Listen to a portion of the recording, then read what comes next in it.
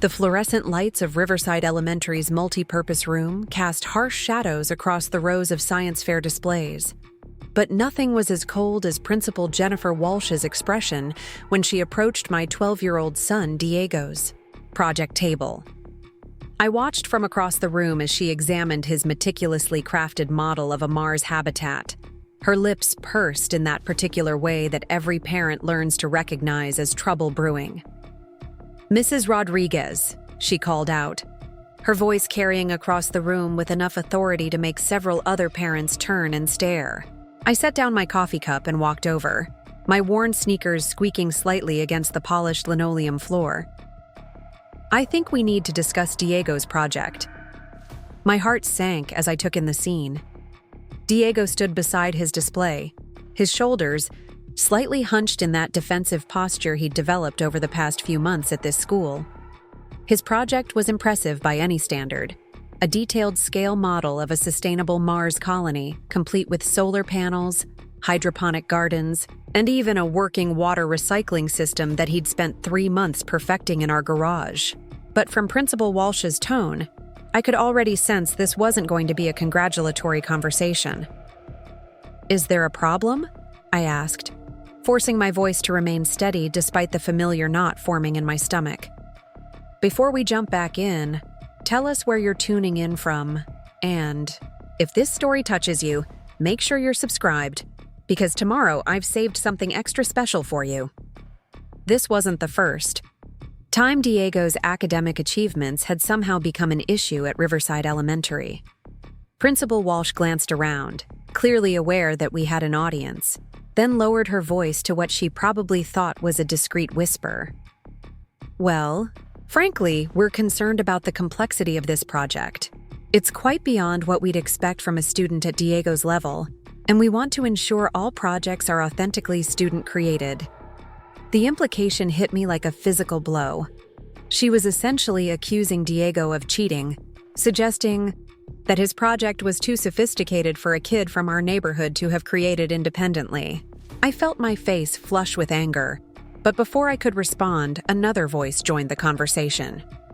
"Jennifer's absolutely right," said Susan Mitchell, the PTA president, as she materialized beside us with her characteristic shark-like smile. Her son Bradley stood next to her, fidgeting uncomfortably beside his own science fair project, a basic volcano that looked like it had been assembled the night before. "We've all been talking about it. This level of engineering complexity really isn't appropriate for elementary school. It makes the other children feel inadequate." I looked at Diego, who was now staring at the floor, his face burning with embarrassment. 3 months of work, countless evenings spent researching and building, weekend trips to the hardware store to find just the right components, all of it now being dismissed as somehow inappropriate or fraudulent. "Diego worked incredibly hard on this project," I said, my voice gaining strength. "Every component was researched and built by him.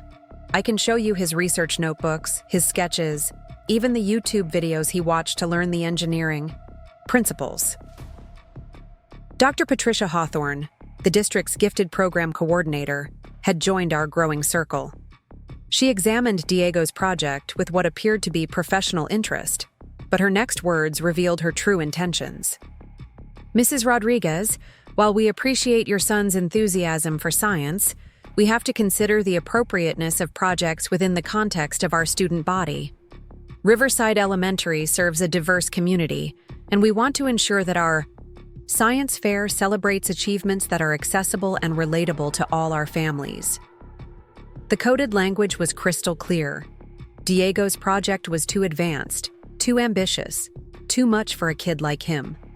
A kid from Millfield, the working class neighborhood on the other side of the district line. A kid whose mother worked at the community center and whose father drove a delivery truck. A kid who didn't fit their narrow expectations of what academic excellence looked like. I am Maya Rodriguez, and this is the story of how a group of educators tried to crush my son's dreams, not knowing they were dealing with someone who had once designed actual Mars habitat prototypes for NASA. But I'm getting ahead of myself. Let me start from the beginning. Because understanding how we got to this moment requires knowing the full picture of who Diego is, who I am, and why this science fair became the battleground where everything changed. 6 months earlier, when we first moved to the Oakwood Heights district, I thought we were giving Diego the opportunity of a lifetime. Riverside Elementary had a reputation for academic excellence, advanced programs, and resources that seemed like a dream compared to the underfunded schools in our previous neighborhood. Carlos and I had saved for 3 years to afford the small rental house in Millfield that technically put us within the district boundaries, and we thought we were giving our son the best possible chance at a bright future. What we didn't anticipate was how unwelcome we would be made to feel from the very first day. The trouble started immediately. During the initial parent-teacher conference, Ms. Rita Flores, Diego's teacher, was enthusiastic about his abilities. She showed us his test scores, his creative writing samples, and his math work, all of which demonstrated that he was performing well above grade level. But when she suggested that Diego be evaluated for the gifted program, we encountered our first taste of institutional resistance. Dr. Hawthorne's assessment process was lengthy and, in retrospect, designed to exclude rather than include. Despite Diego's obvious intellectual capabilities, she found reasons to question every metric. His creativity scores were deemed outside normal parameters. His analytical thinking was labeled as potentially disruptive to classroom dynamics. His scientific curiosity was characterized as obsessive focus that might indicate social adjustment issues. The message was clear. Diego was too much, too smart, too curious, too passionate about learning. In their eyes, these weren't gifts to be nurtured, but problems to be managed. The social dynamics were even more challenging.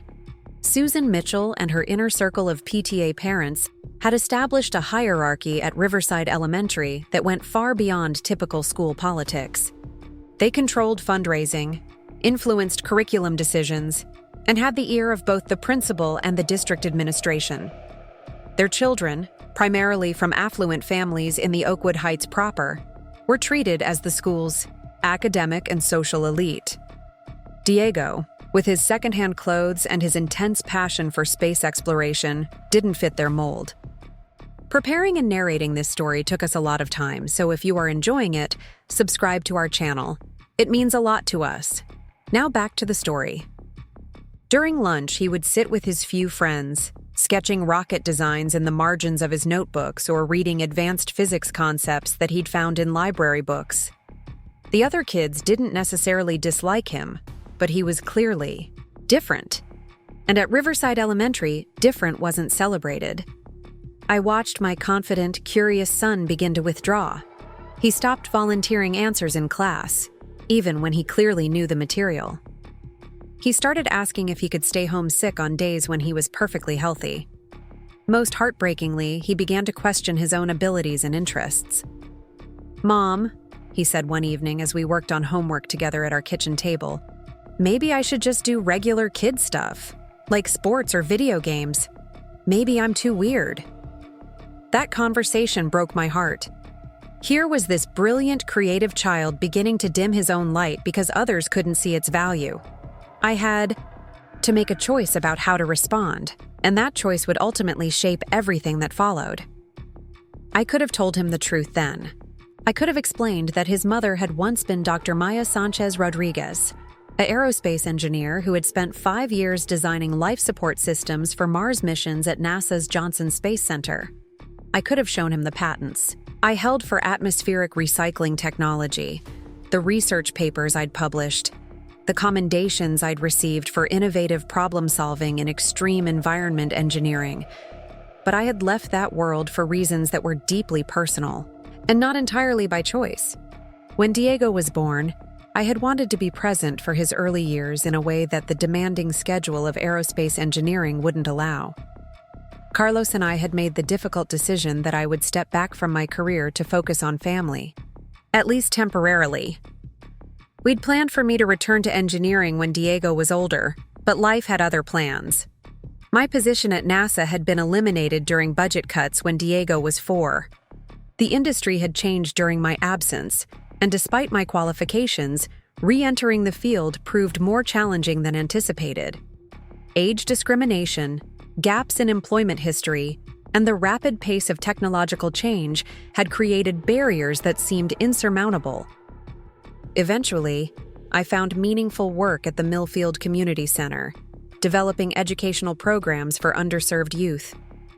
The pay was a fraction of what I'd earned as an engineer, but the work was fulfilling in different ways. I was helping kids who reminded me of my younger self, children with potential that others overlooked because of their backgrounds or circumstances. Diego knew I worked at the community center. He knew I had studied engineering in college, but he didn't know the full extent of my background. And I had decided that my past achievements weren't something he needed to carry as either a burden or a shield. I wanted him to succeed on his own merits, to develop confidence in his own abilities without feeling pressure to live up to his mother's professional legacy. That decision became more complicated as the situation at Riverside Elementary deteriorated. The science fair project had been Diego's idea entirely. When the PI assignment was announced in October, he immediately became excited about the possibility of creating something related to space exploration. We spent an evening brainstorming ideas, and he settled on the Mars habitat concept because it combined multiple scientific principles: engineering, environmental science, biology, and physics. I helped him research, but every design decision, every engineering solution, every creative innovation came from Diego's own mind. I watched in amazement as he independently arrived at solutions that mirrored approaches I'd seen in professional aerospace development. His intuitive understanding of complex systems was remarkable, and his ability to translate abstract concepts into concrete, functional models demonstrated a level of scientific thinking that would have impressed my former colleagues at NASA. But at Riverside Elementary, his brilliance was seen as a problem to be solved rather than a gift to be celebrated. The resistance began during parent-teacher conferences in November. Ms. Flores mentioned Diego's science fair project with enthusiasm, describing it as exceptionally sophisticated and demonstrating real engineering principles. Dr. Hawthorne, who sat in on the conference, immediately raised concerns.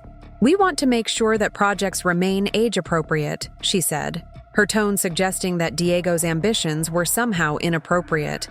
Sometimes parents can get overly involved in helping, and that defeats the educational purpose of independent student work. The implication was insulting and familiar. Because Diego was exceeding their expectations, they assumed he must be receiving inappropriate assistance.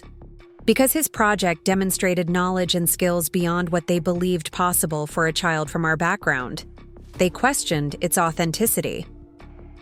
I bit my tongue during that meeting, but I began to realize that Diego's academic success was being viewed through the lens of institutional bias. His achievements weren't celebrated, they were scrutinized.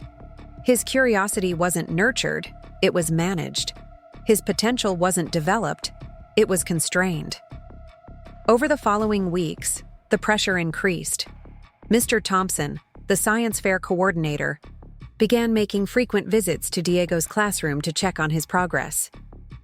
He would ask detailed questions about the project's components, clearly fishing for evidence that Diego was receiving help beyond what they considered appropriate.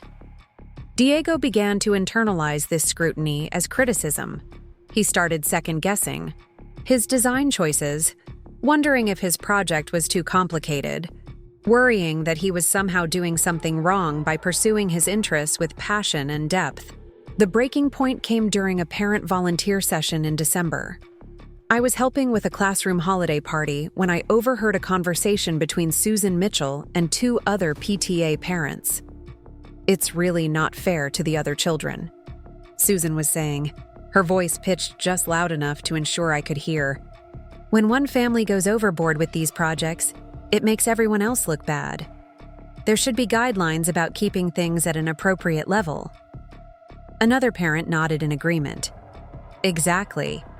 We don't want our kids feeling like they have to compete with professional-level work. It defeats the whole purpose of a school science fair. The third parent glanced in my direction before adding, "I heard that boy's project is so complex that they're questioning whether it's really his work.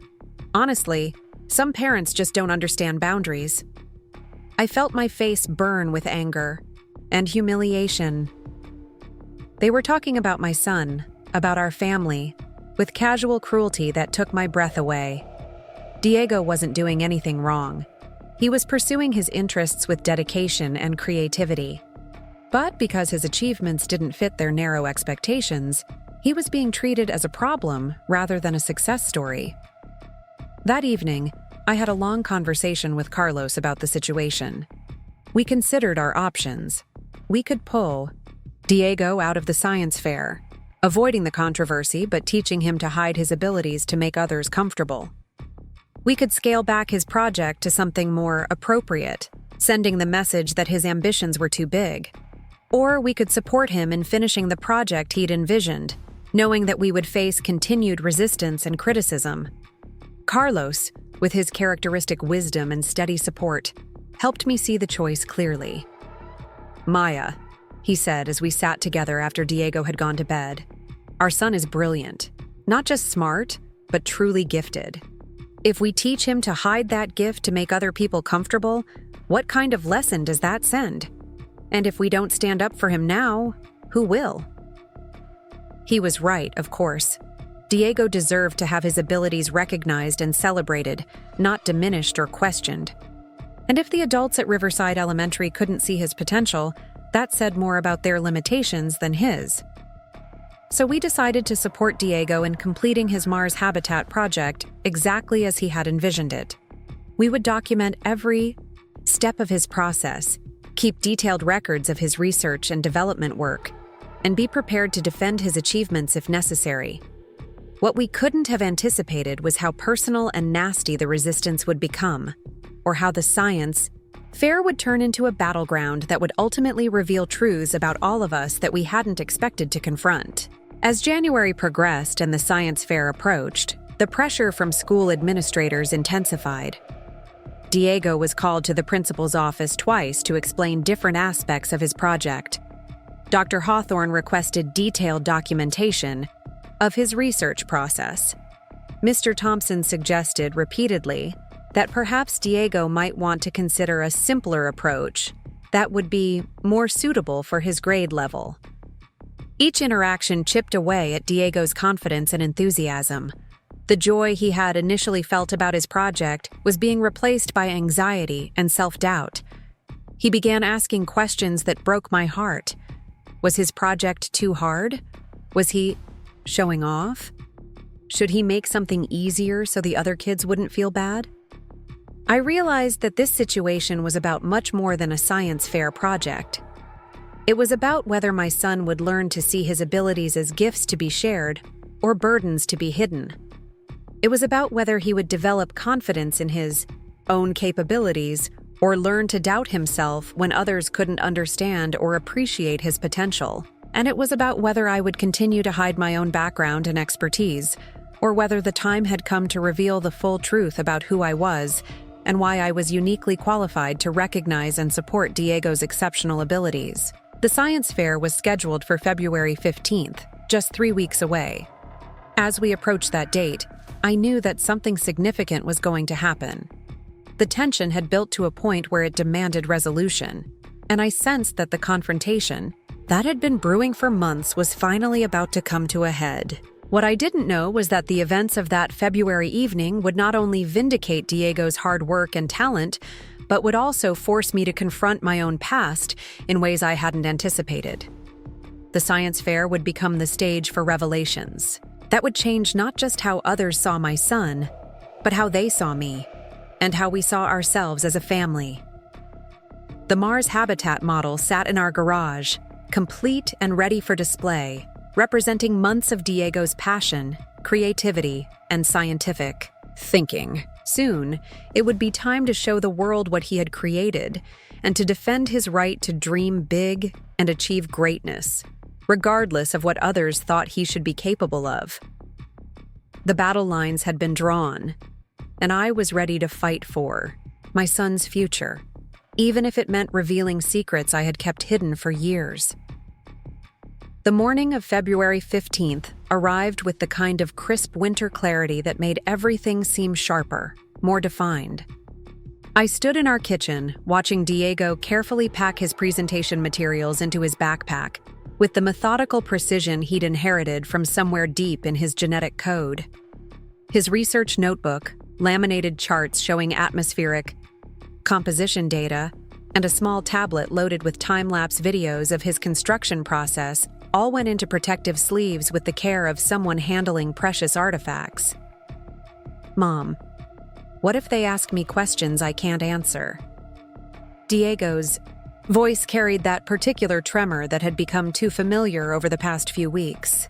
His confidence, once unshakable when it came to science, had been systematically eroded by months of institutional doubt and skepticism. I knelt down to his eye level, placing my hands on his shoulders. Diego, you know this project better than anyone else in that building. You researched every component, solved every engineering challenge, and built every system with your own hands. Trust yourself. Carlos appeared in the doorway, already dressed in his delivery company uniform, but carrying a small wrapped package. Before you go, mijo, I have something for you. He handed Diego the gift, which revealed itself to be a small pin depicting the Mars rover Perseverance. This belonged to someone very special. It's for good luck today. Diego's eyes widened as he examined the pin. Where did you get this, Papa? Carlos glanced at me with a meaningful look. Your mother will tell you that story someday. But today, just remember that explorers have always faced people who said they couldn't do what they dreamed of doing. The real explorers proved them wrong. The drive to Riverside Elementary was quiet, filled with the weight of anticipation and the unspoken understanding that today would be different from other days. As we pulled into the parking lot, I could see other families arriving with their children and science fair projects. Most carried simple poster boards and basic displays. A few had more elaborate presentations, but nothing that approached the eye. Complexity and sophistication of Diego's Mars habitat. The multipurpose room had been transformed overnight. Tables arranged in neat rows created pathways for judges and visitors to navigate between displays. Bright banners proclaimed, "Future Scientists of Tomorrow," and "Discovery Starts Here," but the cheerful decorations couldn't mask the underlying tension that seemed to permeate the space. We found Diego's assigned table, strategically positioned, in the back corner of the room. I suspected this placement wasn't accidental. Dr. Hawthorne had likely arranged for potentially controversial projects to be displayed away from the main traffic flow, where they would attract less attention and scrutiny. As Diego began setting up his display, carefully positioning each component of his Mars habitat model, I noticed other parents stealing glances in our direction. Some seemed genuinely curious about the impressive technical complexity of what they were seeing. Others wore expressions that ranged from skeptical to openly hostile. Susan Mitchell arrived with Bradley and immediately began surveying the room with the practiced eye of someone accustomed to controlling social dynamics. Her gaze lingered on Diego's table for a long moment before she whispered something to the parent standing next to her. Within minutes, a small cluster of PTA parents had gathered near the entrance, their conversation accompanied by pointed looks toward our corner of the room.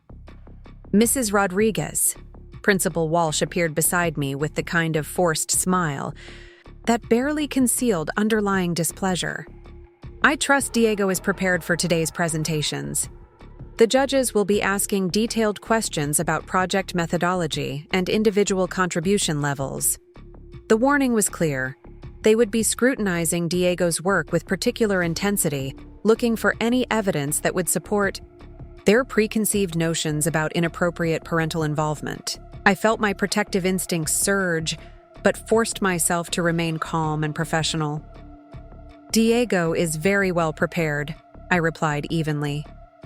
He's documented his entire research and development process. I'm confident he can answer any questions about his work. Dr. Hawthorne joined our conversation, carrying a clipboard and wearing an expression of professional skepticism. The judging panel includes several high school science teachers and a professor from the local community college. They're quite experienced at identifying projects that exceed reasonable expectations for elementary school students. The implied threat was unmistakable. They had assembled a panel specifically designed to challenge and potentially disqualify Diego's project. This wasn't going to be a celebration of student achievement. It was going to be an interrogation. As other families completed their setup and the room filled with excited chatter, I noticed that Diego had attracted the attention of several younger students. A group of 3rd and 4th graders had gathered around his table, asking animated questions about the hydroponic garden system and the water recycling components. Diego's natural teaching instincts kicked in, and he began explaining the scientific principles behind each element of his design with the patient enthusiasm of someone who genuinely loved sharing knowledge. "So the plants don't need soil?" asked Emma, a 4th grader whose own project involved growing beans in different types of light. "That's right," Diego explained, pointing to the carefully constructed growing chambers. "In space, soil would be too heavy and hard to transport. Instead, we can grow plants in nutrient-rich water solutions. The roots get everything they need, and we can control the exact conditions for optimal growth." "But how do you recycle the water?" pressed Jake, whose curiosity about the engineering systems was evident in his focused attention. Diego launched into an explanation of filtration systems, atmospheric water capture, and closed-loop environmental design that would have impressed professional engineers. His passion for the subject matter was infectious, and soon he had attracted an audience of not just students, but several parents who were genuinely fascinated by the sophistication of his work. This was Diego at his best, sharing his knowledge with enthusiasm and joy, treating complex scientific concepts as exciting adventures rather than intimidating obstacles. Watching him interact with the younger students, I was reminded of why we had fought so hard to support his project despite institutional resistance. But our moment of optimism was short-lived. Mr. Thompson approached with 3 adults I didn't recognize, introducing them as the science fair judging panel.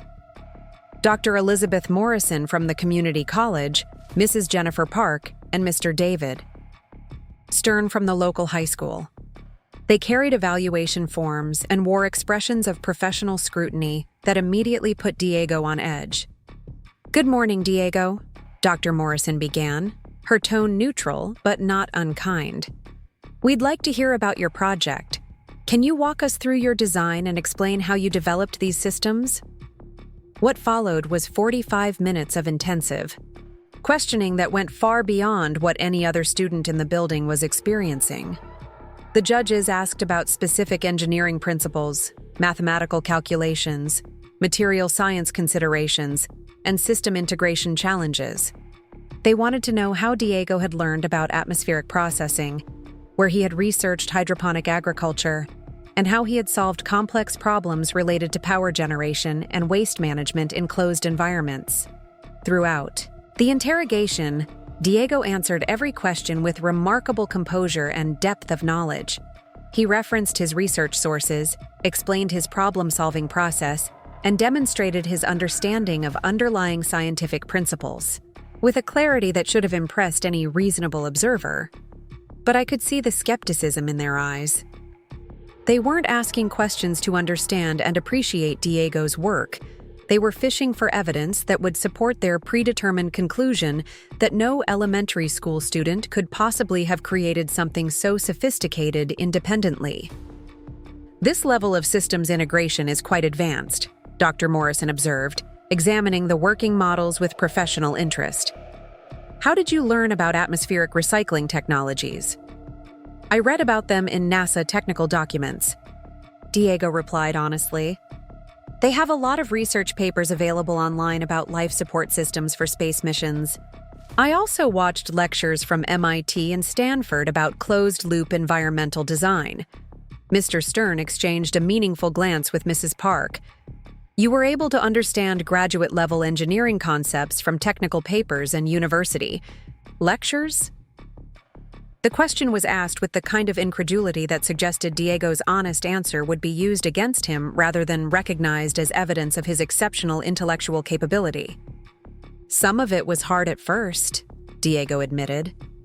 But when you're really interested in something, you keep working at it until it makes sense. And my mom helped me with some of the bigger words. I felt my heart sink as I realized how that innocent comment would be interpreted.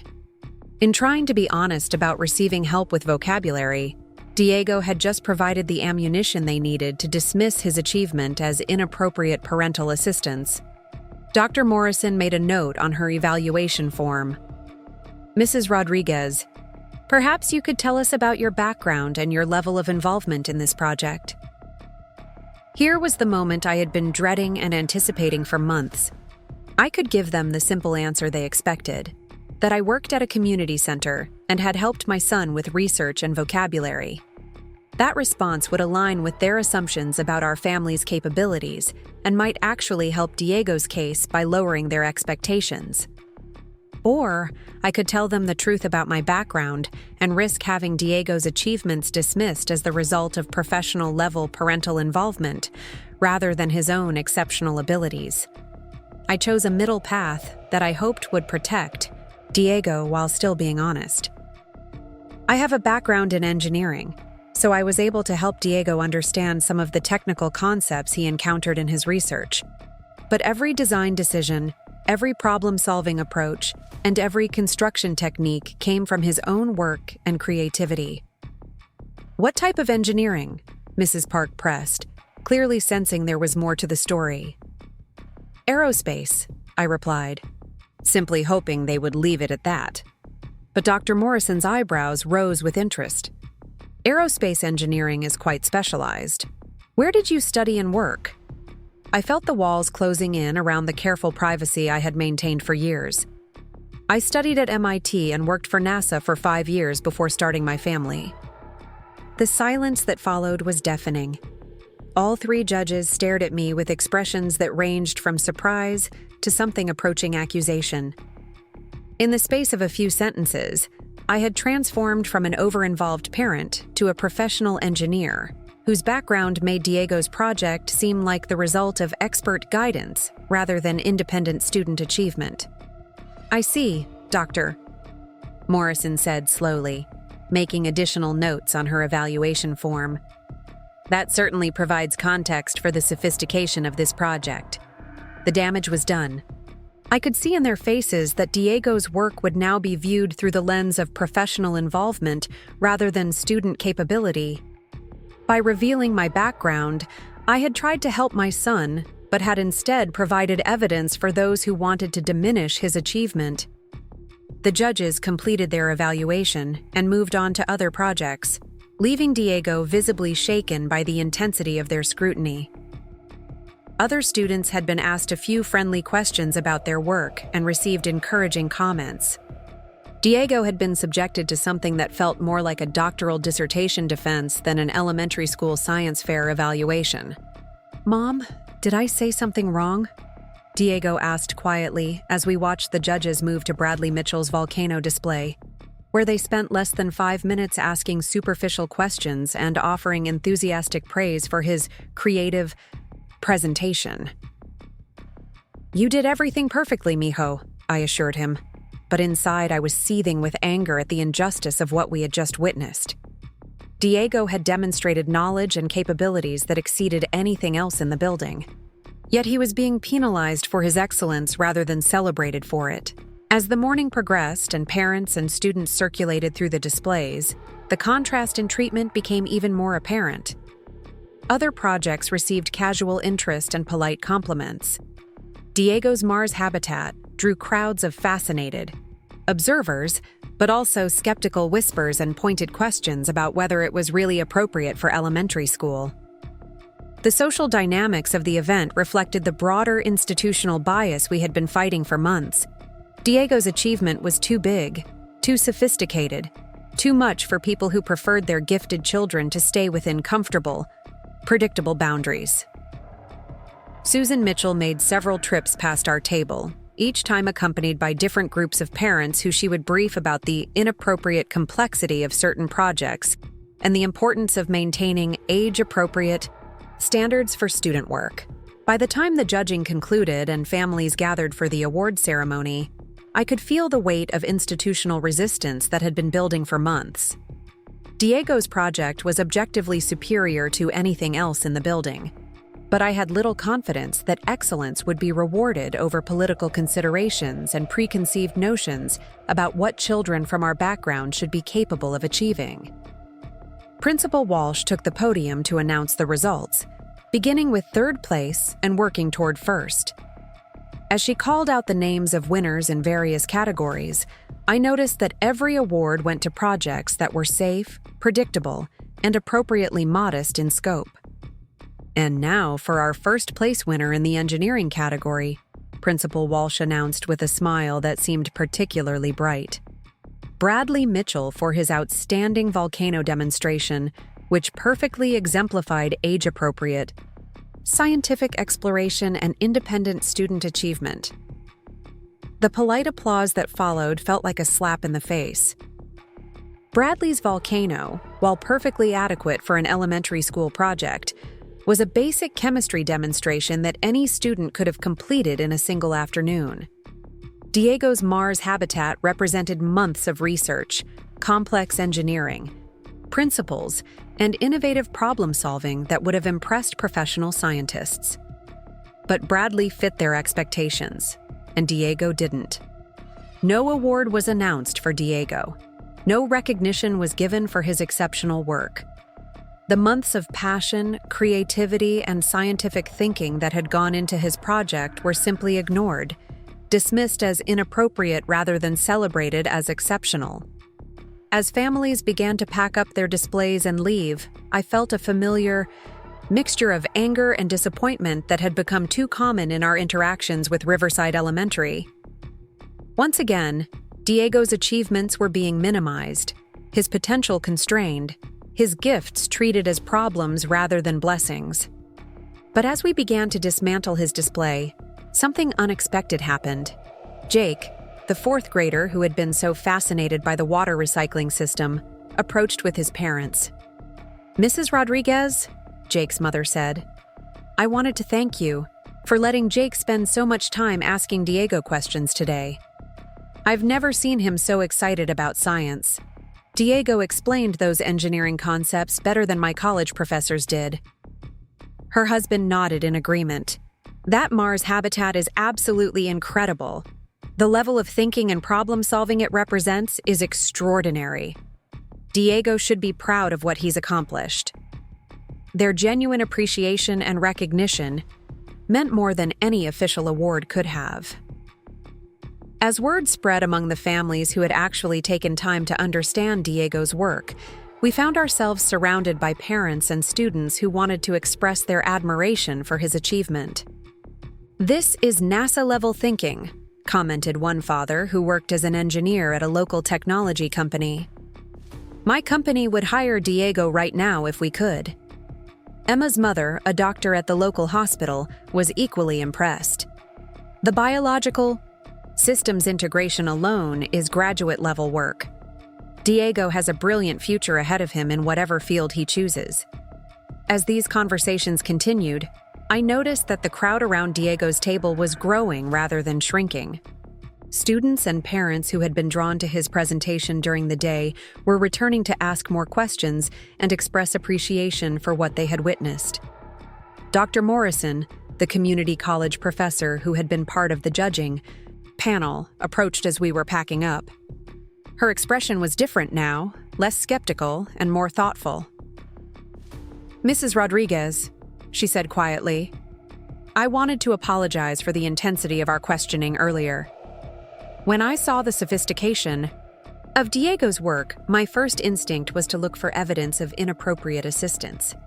But after watching him interact with other students today and hearing his explanations, it's clear that this knowledge and passion are genuinely his own."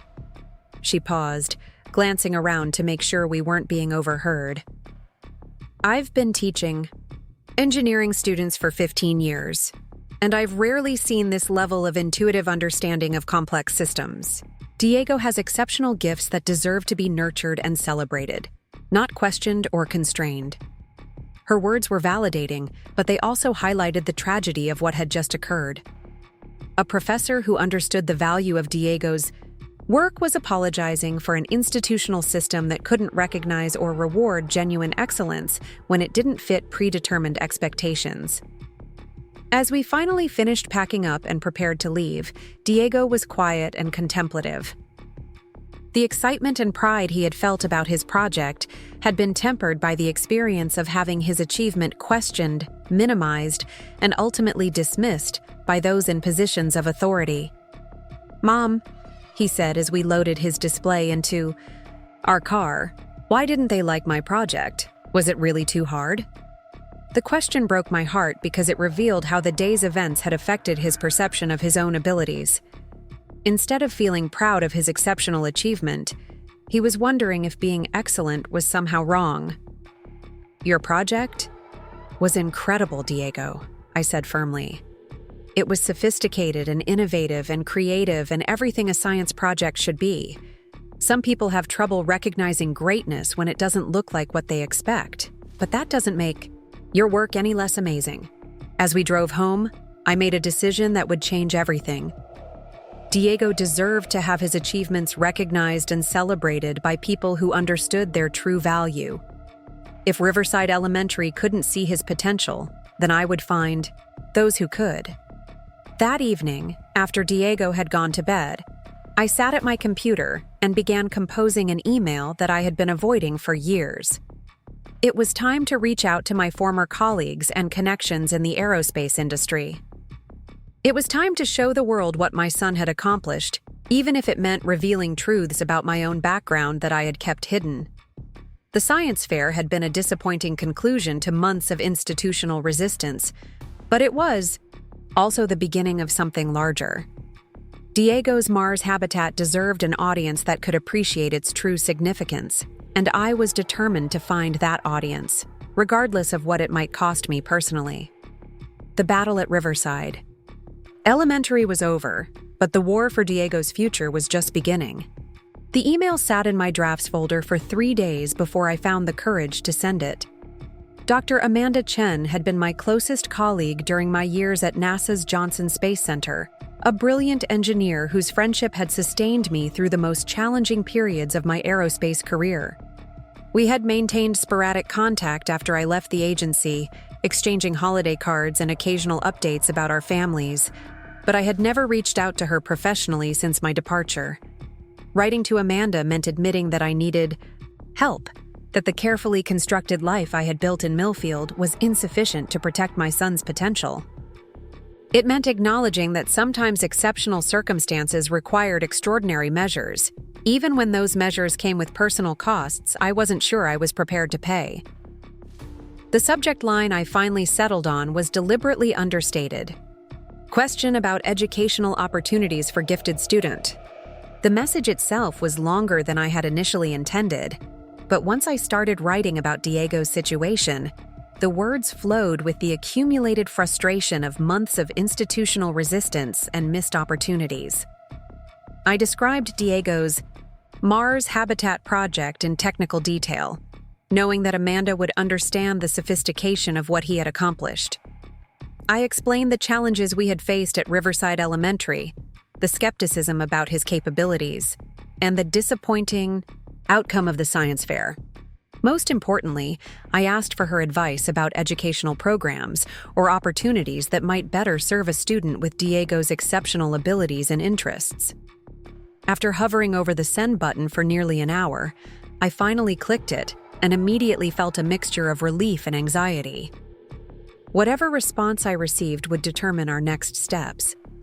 But at least I was taking action rather than passively accepting the limitations that others wanted to impose on my son's future. Amanda's reply came within 6 hours, faster than I had dared to hope. Her message was brief but intriguing. "Maya, I need to see this project immediately. Can you send detailed photos and videos? Also, what are your plans this weekend? I may have some people who would be very interested in meeting Diego." The urgency in her response surprised me. I had expected general encouragement and perhaps some suggestions about summer programs or enrichment opportunities. Instead, Amanda seemed to be treating Diego's project as something that warranted immediate attention from unspecified people who she thought should meet him. I spent the next several hours documenting every aspect of Diego's Mars habitat with the kind of thoroughness I had once applied to technical reports at NASA. Close-up photographs showed the intricate details of each system component. Time-lapse videos demonstrated the water recycling process and hydroponic growth chambers in operation. I included Diego's original sketches, his research notebooks, and even recordings of him explaining the engineering principles behind his design choices.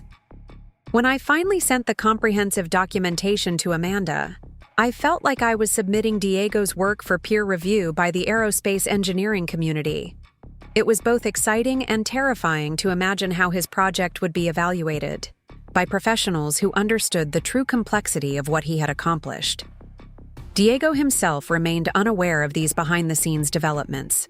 In the weeks following the science fair, he had thrown himself into his regular schoolwork with a determination that seemed designed to prove he could excel within conventional expectations.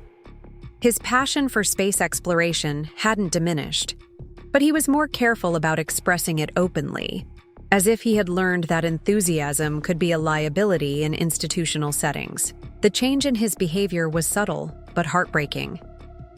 During our evening conversations, he would still ask thoughtful questions about space missions and planetary exploration, but he no longer sketched rocket designs during lunch or volunteered space-related facts during class discussions. The bright curiosity that had always defined him was still there, but it had learned to hide itself to avoid unwanted attention. Carlos and I watched this transformation with growing concern. We had fought to support Diego's exceptional abilities, but the institutional resistance had taken its toll on his willingness to shine. He was learning to dim his own light to fit into spaces that weren't designed for someone like him, and that lesson would serve him poorly in a world that desperately needed innovative thinkers and bold problem solvers. Amanda's next email arrived on Thursday evening with a subject line that made my heart race. "Emergency request. Are you available Saturday morning?"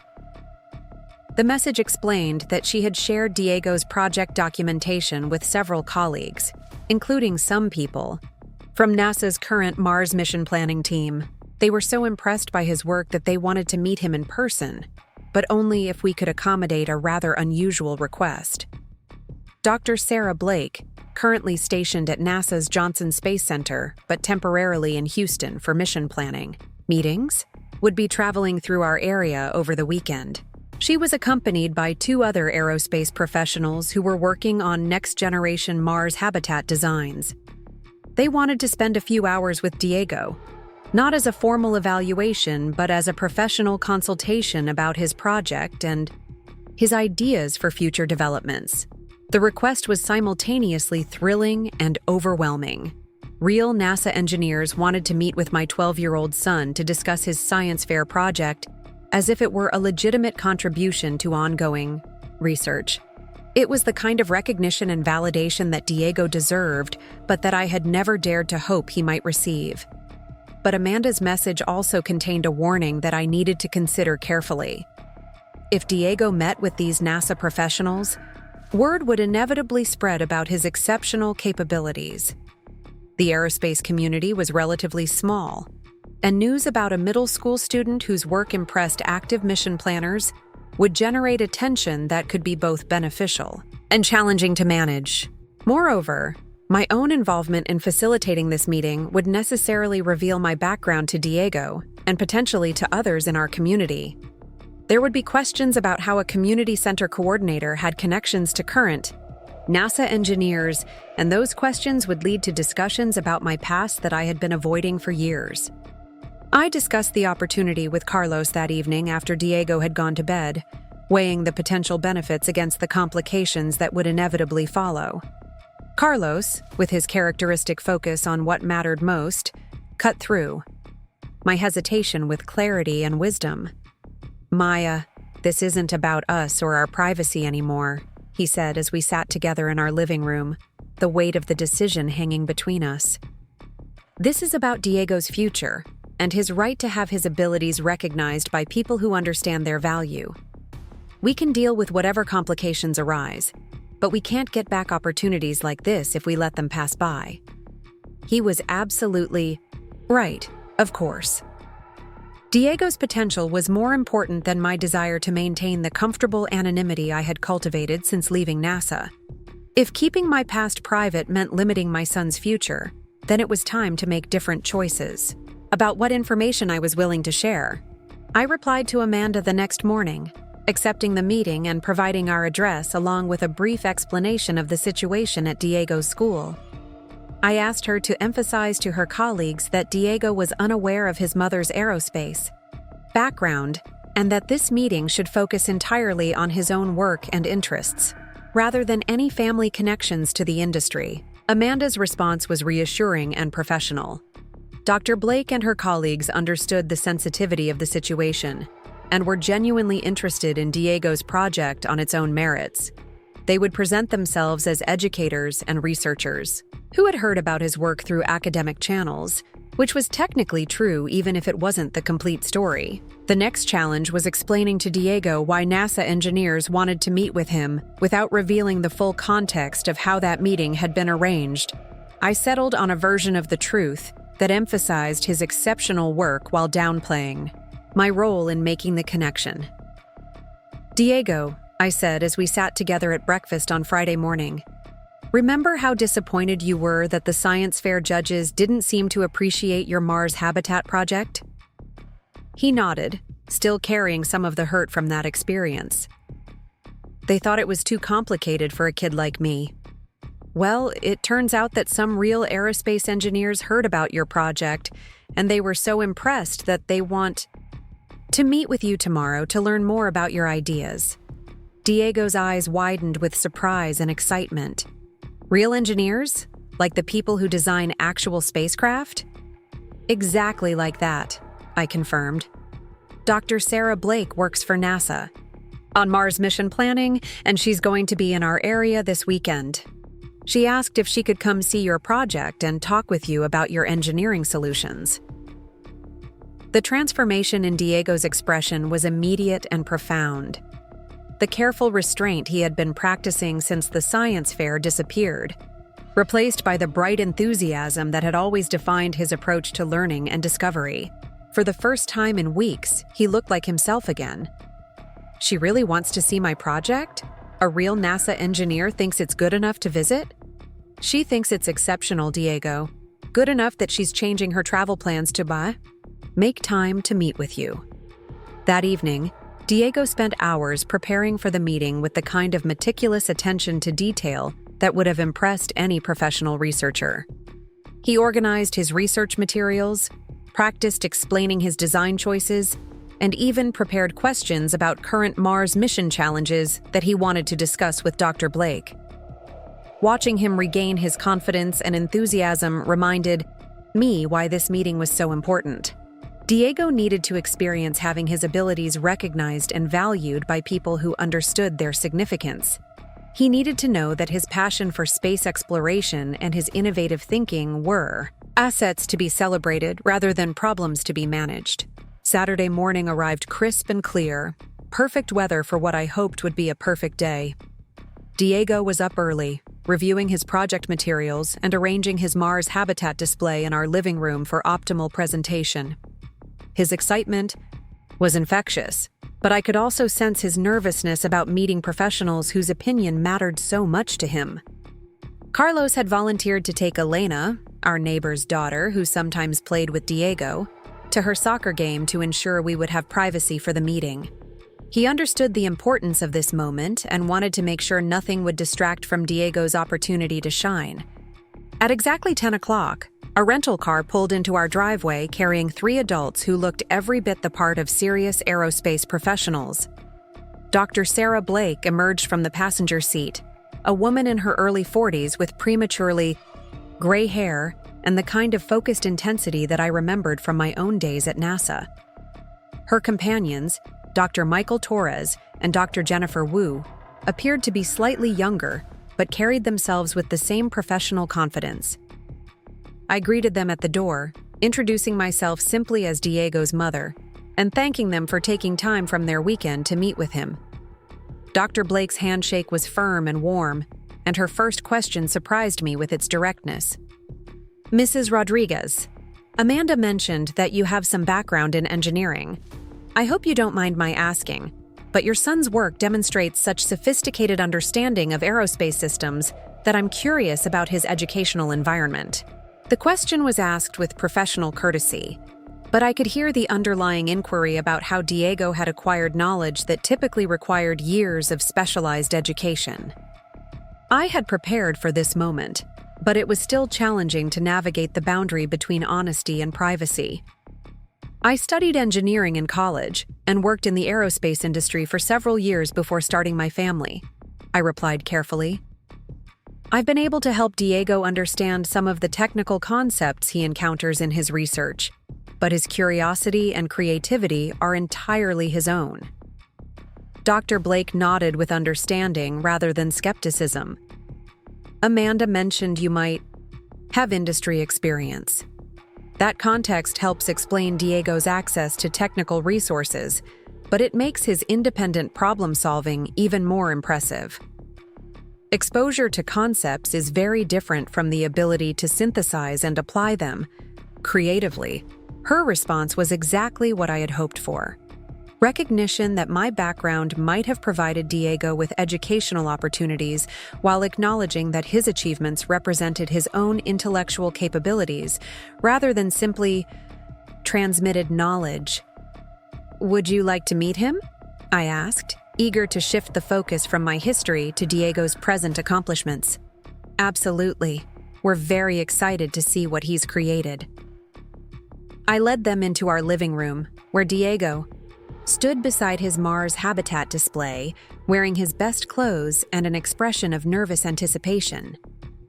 The three NASA professionals entered the room and immediately focused their attention on his project, with the kind of professional interest that I hadn't seen since my own days in aerospace research. "Diego," I said, "I'd like you to meet Dr. Sarah Blake, Dr. Michael Torres, and Dr. Jennifer Wu. They work for NASA on Mars mission planning, and they're here because they heard about your project and wanted to learn more about your ideas." Diego stepped forward and shook hands with each of them with the careful politeness Carlos and I had taught him, but I could see the excitement radiating from every part of his being. These weren't school administrators who questioned his capabilities, or science fair judges who looked for reasons to dismiss his work. These were real aerospace professionals who had come specifically to see what he had accomplished. "Diego," Dr. Blake began, "we've seen some documentation of your Mars habitat project, and we're very impressed by your approach to closed-loop environmental systems. Could you walk us through your design and explain how you solved some of the engineering challenges?" What followed was 2 hours of the most engaging and sophisticated scientific discussion I had witnessed in years. Diego explained his project with the confidence and enthusiasm that came from talking to people who genuinely understood and appreciated his work. The NASA engineers asked detailed questions about his design choices, his problem-solving methods, and his ideas for future improvements. But more importantly, they treated him as a peer rather than a child. They shared information about current Mars mission challenges, discussed recent developments in life support technology, and even asked for his opinions about potential solutions to problems they were facing in their own work. Dr. Torres was particularly interested in Diego's approach to water recycling and atmospheric processing. "The integration you've achieved between these systems is quite sophisticated," he observed, examining the working models with professional attention. "We've been struggling with similar efficiency challenges in our current designs. How did you optimize the flow rates between the filtration and purification stages?"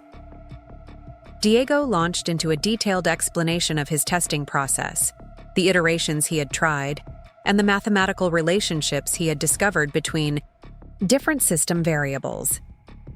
His answer demonstrated not just knowledge, but genuine understanding of complex engineering principles that most college students would find challenging. Dr. Wu was equally impressed by the hydroponic systems and their integration with the habitat's overall resource management. "The biological and mechanical systems integration here is really innovative," she commented. "You've created a truly closed-loop design that addresses multiple mission requirements simultaneously." As the conversation continued, I watched Diego bloom under the attention and recognition of professionals who understood the value of his work. This was how exceptional students should be treated, with respect for their capabilities, appreciation for their achievements, and encouragement to push the boundaries of what was considered possible. But the most remarkable moment came when Dr. Blake asked Diego about his future plans and career interests. Instead of the typical adult assumption that his space enthusiasm was a childhood phase he would outgrow, she spoke to him as someone whose ideas and perspectives had legitimate value for ongoing aerospace research. "Diego, we're always looking for innovative thinkers who can approach old problems with fresh perspectives," she said seriously. "Your work here demonstrates exactly the kind of creative problem-solving that drives progress in aerospace engineering. Have you thought about what aspects of space exploration interest you most?" Diego's response was thoughtful and mature, revealing the depth of consideration he had given to questions about his future role in space exploration. He talked about his interest in sustainable technologies, his fascination with closed-loop environmental systems, and his dream of contributing to the engineering challenges that would make human settlement of Mars possible.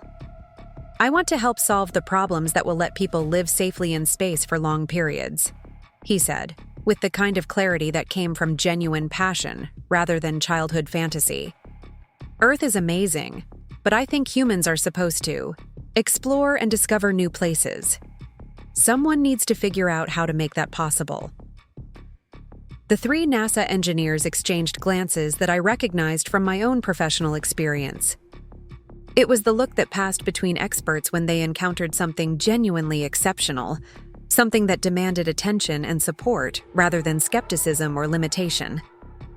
Dr. Blake leaned forward, her expression serious but encouraging. "Diego, what would you say if I told you that NASA has educational programs specifically designed for students with your interests and capabilities? Programs that could provide you with advanced learning opportunities and connections to ongoing research projects?" Diego's eyes widened with excitement and possibility. "That would be incredible. Could I really be part of real space research?" "Not just part of it," Dr. Torres interjected. "Students like you often contribute ideas and perspectives that professional researchers miss.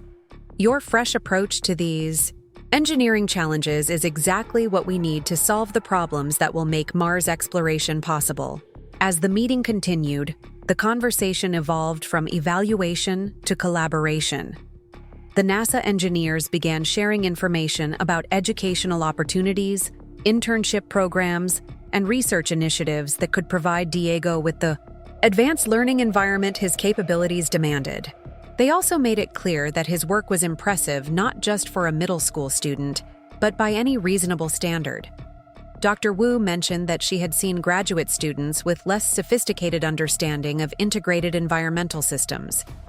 Dr. Torres compared Diego's problem-solving approach to methods used by professional engineering teams. Most importantly, they validated Diego's sense that his interests and abilities were valuable rather than problematic. They confirmed that the institutional resistance he had faced at Riverside Elementary reflected the limitations of those institutions, rather than any shortcomings in his work or potential. When the meeting finally concluded, all three engineers made sure to exchange contact information with Diego and to emphasize that they wanted to stay connected as his education and interests continued to develop. They offered to serve as mentors, to provide guidance about educational opportunities, and to potentially involve him in appropriate research activities as he got older. After they left, Diego sat in our living room surrounded by his Mars habitat display. But he looked completely different from the discouraged student who had left the science fair weeks earlier. His confidence had been restored. His enthusiasm rekindled, and his sense of possibility expanded beyond anything we could have provided through family support alone. "Mom," he said as we cleaned up after the meeting, "those engineers treated me like my ideas actually mattered. Like I could really be part of space exploration someday." "You can be, mijo," I replied, feeling more certain about his future than I had in months. "You absolutely can be." That evening, as Carlos and I discussed the day's events, we both understood that everything had changed. Diego now had connections to the aerospace community that would provide him with opportunities and support far beyond what any traditional educational path could offer. But more importantly, he had experienced what it felt like to have his exceptional abilities recognized and valued by people who understood their significance. The meeting with NASA engineers had accomplished exactly what I had hoped. It had restored Diego's confidence in his own capabilities and provided him with a vision of a future where his passion for space exploration could translate into meaningful contribution to human knowledge and achievement. But it had also set in motion a series of developments that would soon attract attention from unexpected quarters and force our family to navigate challenges we hadn't anticipated. Word about a middle school student whose work impressed NASA, engineers would not remain private for long, and the recognition that Diego deserved would soon come with complications that would test our family's resilience and unity in ways we were only beginning to understand. Word traveled faster than I had anticipated. By Tuesday morning, less than 3 days after the NASA engineers' visit, my phone was ringing with calls from people I hadn't spoken to in years. Former colleagues from the aerospace industry had heard through professional networks that Maya Sanchez Rodriguez was back in the conversation, this time as the mother of a remarkably gifted student whose work had caught NASA's attention. The first call came from Dr. Patricia Reeves, my former supervisor at Johnson Space Center, who had maintained connections throughout the industry despite her retirement 2 years earlier. Her voice carried the same blend of warmth and professional excitement that I remembered from our project meetings years ago. "Maya, I just heard the most incredible story from Sarah Blake about a young engineer who's designing Mars habitats with the sophistication of a graduate researcher," she said, without preamble. Imagine my surprise when she mentioned that this remarkable student happens to be your son. News had apparently spread through the tight-knit community of Mars mission researchers with the speed that only genuine excitement could generate. Dr. Blake had shared Diego's work not as gossip, but as a professional development worth celebrating, and her colleagues had responded with the kind of enthusiasm that exceptional talent always generated among people who understood its rarity and value. "Patricia, it's wonderful to hear from you," I replied, still adjusting to the reality that my carefully maintained privacy was dissolving with each conversation. Diego is incredibly passionate about space exploration, and his project exceeded even my expectations. "Sarah mentioned that you've been working at a community center since leaving NASA. That must have provided interesting perspectives on educational outreach and youth development. But Maya, a mind like Diego's needs opportunities that go far beyond what traditional educational systems can provide." Her comment touched on something that had been weighing on my mind since the meeting with NASA engineers. Diego's exceptional abilities had been recognized and validated by aerospace professionals, but he was still enrolled at Riverside Elementary, where his talents were viewed as problems rather than assets. The gap between his potential and his educational environment was becoming more apparent with each passing day. "I've been thinking about that," I admitted. "The traditional path isn't serving him well, but I'm not sure what alternatives exist for someone his age." Patricia's response was immediate and decisive. "That's exactly why I'm calling.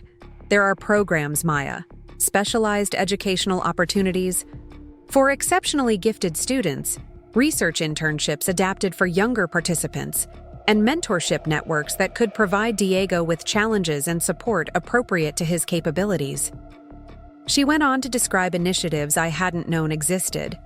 University partnerships that allowed remarkable young students to audit graduate courses, research programs that welcomed gifted minors as junior collaborators, and even NASA's own educational pathways for students who demonstrated exceptional promise in aerospace-related fields. The key, Patricia explained, is having advocates who understand both the students' capabilities and the institutional landscape. People who can open doors and facilitate opportunities that wouldn't be available through conventional channels. Before our conversation ended, Patricia had offered to make introductions to several people who specialized in supporting exceptionally gifted students. She also mentioned that NASA's Educational Outreach Division had been looking for case studies of successful youth engagement in aerospace concepts, and Diego's story might be exactly the kind of inspiration they wanted to share. Maya, I hope you'll consider letting us tell Diego's story more broadly, not for publicity, but because there are other young people out there who need to see that exceptional passion and ability can be recognized and supported. Diego could be a powerful example of what's possible when we nurture extraordinary potential, instead of constraining it. Her suggestion was both exciting and terrifying. Sharing Diego's story could indeed inspire other gifted students and their families, but it would also expose our family to public attention that we had been avoiding. Once Diego's achievements became part of NASA's educational outreach narrative, there would be no returning to the quiet anonymity we had maintained since moving to Millfield. I promised Patricia that I would discuss her suggestions with Carlos and Diego before making any decisions about increased visibility. But her call had already set wheels in motion that would prove difficult to control.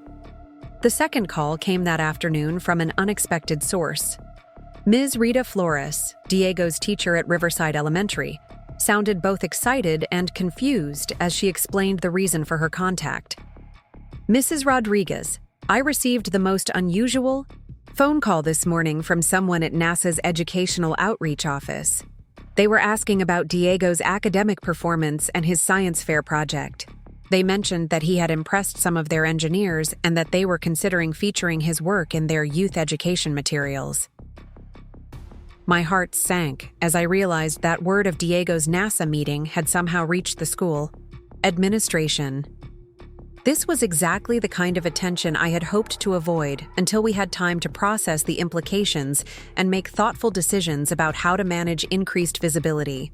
The caller wanted to know if the school would be interested in participating in some kind of educational partnership or recognition event, Ms. Flores continued. Mrs. Rodriguez, I have to ask, how did NASA engineers learn about Diego's project? This is quite extraordinary. I explained the sequence of events as simply as possible. My outreach to former colleagues, their interest in Diego's work, and the subsequent meeting that had led to broader professional attention. Ms. Flores listened with growing amazement as the story unfolded. This puts Diego's science fair experience in a very different light, she said quietly. If NASA engineers found his work impressive enough to meet with him personally, then the judges here clearly missed something significant. Her comment was diplomatic, but I could hear the implication beneath her careful words. The institutional failure to recognize Diego's exceptional achievement was becoming apparent to everyone involved, and that recognition was creating awkward questions about the school's ability to identify and support gifted students. Mrs. Rodriguez, I think you should know that Principal Walsh wants to schedule a meeting with you and Diego tomorrow morning. She's received several calls about Diego's project, and she seems quite interested in understanding what's been happening. The meeting request felt ominous rather than celebratory. After months of treating Diego's abilities as problems to be managed, the administration was suddenly paying attention because external recognition had made his achievements impossible to ignore. But their interest felt reactive and self-serving, rather than genuinely supportive of Diego's educational needs. That evening, Carlos and I had a long conversation about the rapidly changing circumstances and the decisions we needed to make about Diego's future. The NASA connections had opened doors that could provide him with extraordinary educational opportunities, but they had also attracted attention that would fundamentally change our family's relationship with privacy and anonymity. Maya, Carlos said as we sat together after Diego had gone to bed, I know you valued the quiet life we've built here, but our son has abilities that deserve recognition and support from people who understand their value. We can't protect him from attention, if that attention comes from sources that genuinely want to help him succeed." He was right, of course. Diego's gifts were too significant to hide, and the opportunities that were emerging from professional recognition could provide him with educational experiences that would shape his entire future. Our desire for privacy couldn't take priority over his right to develop his exceptional potential with appropriate support and challenge.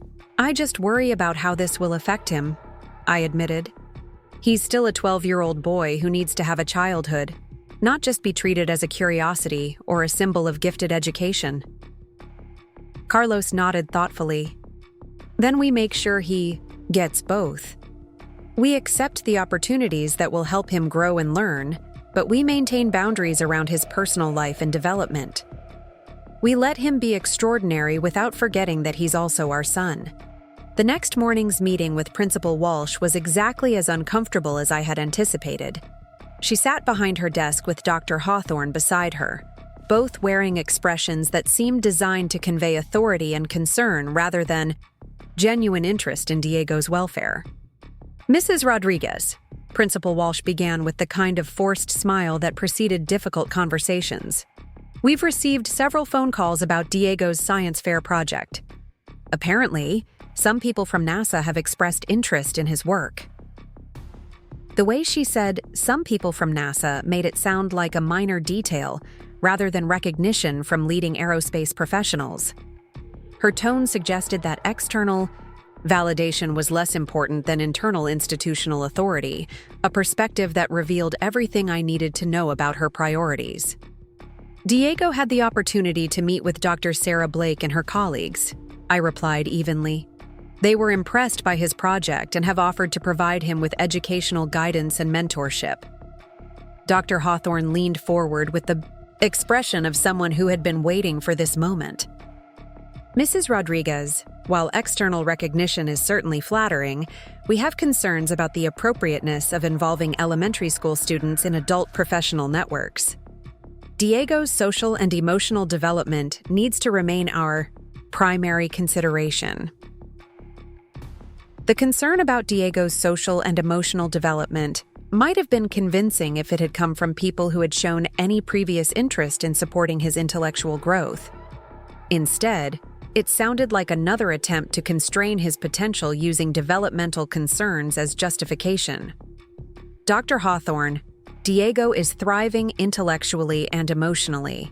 The NASA engineers treated him with respect and provided him with the kind of challenge and recognition that gifted students need to develop confidence in their abilities." Principal Walsh shuffled through some papers on her desk before looking up with an expression of determined bureaucratic authority. "We've been thinking about Diego's educational placement, and we believe it might be beneficial for him to repeat 6th grade next year. This would give him time to develop more age-appropriate social skills and ensure his academic foundation is solid before advancing to middle school." The suggestion was so absurd that I initially thought I had misheard. They were proposing to hold back a student whose work had impressed NASA engineers, using social development as justification for academic regression. "Principal Walsh, Diego is performing well above grade level in all subjects. Holding him back would be educationally inappropriate and potentially damaging to his intellectual development." "Mrs. Rodriguez," Dr. Hawthorne interjected with the tone of someone explaining obvious facts to a confused parent, "gifted students often struggle with social integration when they're accelerated beyond their peer group. We want to ensure Diego has time to develop friendships and social skills appropriate to his chronological age. Their concern about social development might have been more credible if Diego had been struggling socially, but he maintained good friendships with Jake and Emma and other students who appreciated his interests and personality. The real issue wasn't Diego's social adjustment. It was the administration's discomfort with his exceptional abilities and their preference for students who fit conventional expectations." "I appreciate your concern," I said carefully. "But Carlos and I believe Diego's educational needs are better served by providing him with appropriate academic challenges rather than constraining his intellectual growth. The meeting continued for another 20 minutes, with Principal Walsh and Dr. Hawthorne presenting various arguments for why Diego should be held back or transferred to a different program that would better meet his social and emotional needs. None of their suggestions addressed his actual educational requirements or acknowledged that his intellectual capabilities deserved recognition and support. As I left the meeting, I understood that Riverside Elementary was never going to provide Diego with the kind of educational environment his abilities demanded. The institutional culture that had initially questioned his science fair project was now proposing to actively impede his academic progress using developmental concerns as justification. That afternoon, I called Patricia Reeves and asked her to share information about the alternative educational opportunities she had mentioned. It was time to explore options that would celebrate Diego's gifts rather than treat them as problems to be managed. Patricia's response was immediate and comprehensive. Within hours, she had sent detailed information about specialized programs, research opportunities, and educational pathways specifically designed for exceptionally gifted students. Many of these options were located in major metropolitan areas, with strong aerospace industries, places where Diego's interests and abilities would be understood and supported rather than questioned. The most intriguing possibility was a partnership between NASA's Educational Outreach Division and several universities that provided accelerated learning opportunities for students who demonstrated exceptional promise in science and engineering fields. Participants could audit university courses, participate in research projects, and work with mentors who were active professionals in their fields of interest. But pursuing these opportunities would require significant changes in our family's life. Most programs were not available locally, which would mean relocating to cities with stronger educational infrastructure for gifted students.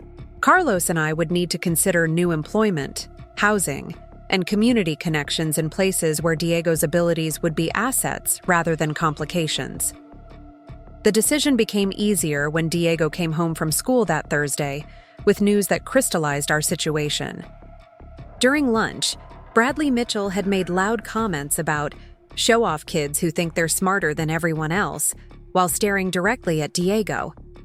When Ms. Flores had asked Bradley to explain his comment, he had replied that some people get too much attention for doing science projects that are too hard for regular kids. The playground politics were reflecting the adult institutional bias that Diego had been facing for months. Instead of being celebrated for his achievements, he was being ostracized for excellence that made others uncomfortable. The NASA recognition that should have been a source of pride was becoming a social liability among peers who had learned, from adults, that exceptional ability was somehow inappropriate. "Mom," Diego said as we drove home from school, "why do people get mad when you're good at something? I didn't try to make anyone feel bad with my project. I just wanted to learn about Mars habitats." His question broke my heart because it revealed how thoroughly the institutional response had confused his understanding of achievement and recognition. Instead of learning that excellence was valued and celebrated, he was discovering that standing out could make him a target for resentment and criticism. That evening, Carlos and I made our decision. We would pursue the educational opportunities that Patricia had identified, even if it meant significant disruption to our current life. Diego's potential was too important to sacrifice for the sake of maintaining a status quo that didn't serve his needs. The phone call I made to Patricia the next morning set in motion a series of developments that would transform our family's trajectory within a matter of weeks. NASA's Educational Outreach Division was indeed interested in featuring Diego's story as part of their youth engagement initiatives. Several universities had fellowship programs that could provide him with advanced learning opportunities. Most importantly, there were communities of families with exceptionally gifted children who understood the challenges we had been facing and could provide support and guidance. The NASA recognition had opened doors that would have remained closed indefinitely if we had continued to accept the limitations that Riverside Elementary wanted to impose on Diego's potential. But it had also forced us to confront questions about the kind of life we wanted to build and the sacrifices we were willing to make to ensure our son could develop his extraordinary gifts. 2 weeks later, Dr. Sarah Blake called with news that would change everything definitively. NASA's Educational Outreach Division wanted to feature Diego's Mars Habitat project in a national campaign designed to inspire young people to pursue careers in aerospace engineering. The campaign would include video documentaries, educational materials, and public presentations that would make Diego's story visible to millions of students and families across the country. Mrs. Rodriguez, Dr. Blake explained, Diego's project represents exactly the kind of innovative thinking that drives progress in aerospace exploration. But more importantly, his story demonstrates that exceptional potential can emerge from anywhere and deserves to be recognized and supported regardless of background or circumstances. The opportunity was extraordinary, but it would also mean that our family's privacy would end permanently.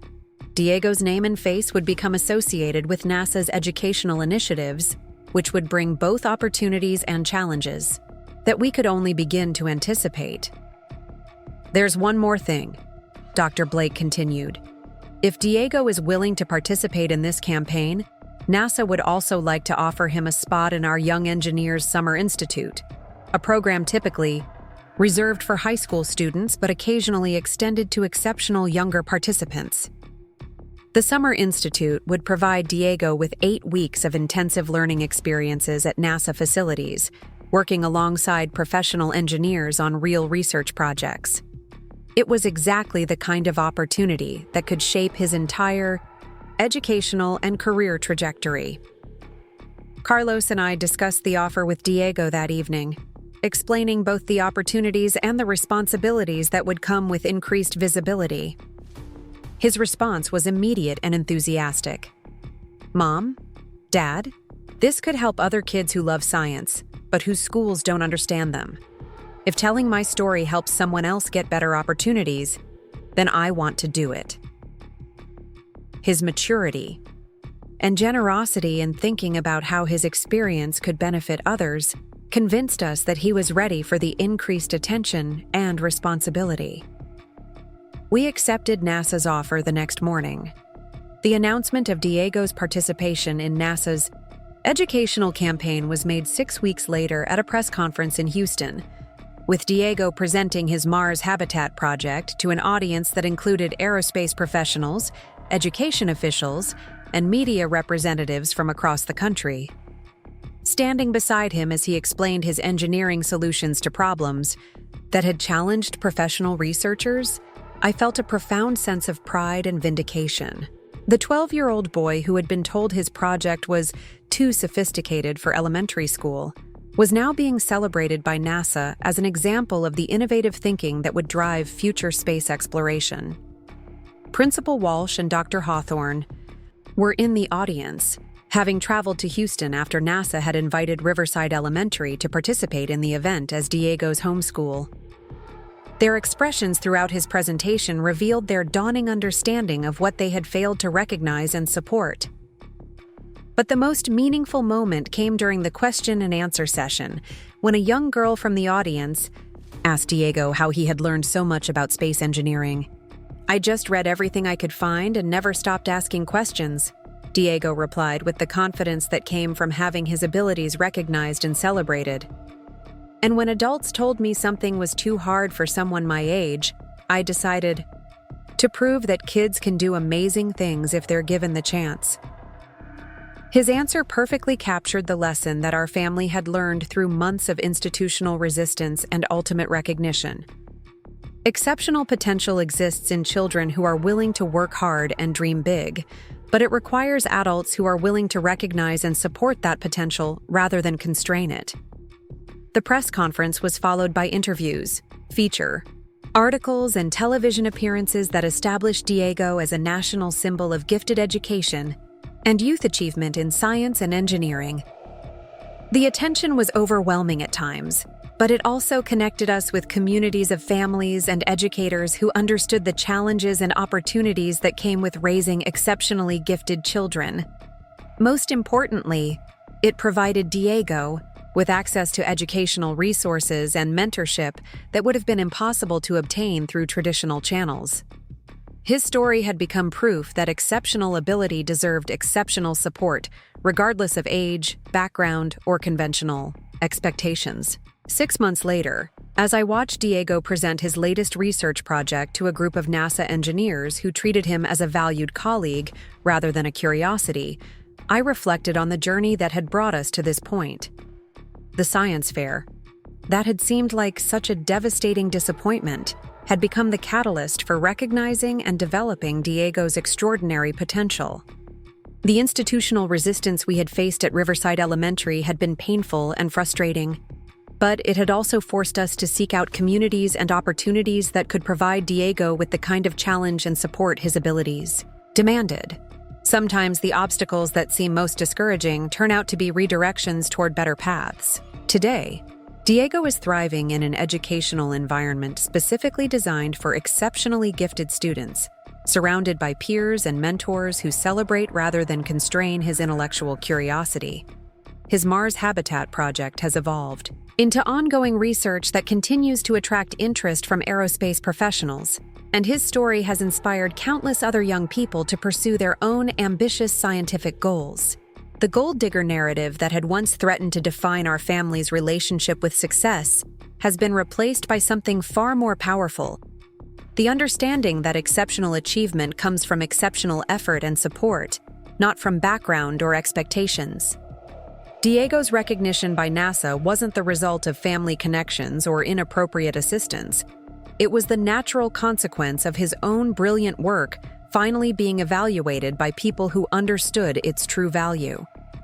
As for me, the aerospace, engineering career that I thought had ended permanently has found new expression through advocacy for gifted education and consultation on youth development programs in STEM fields.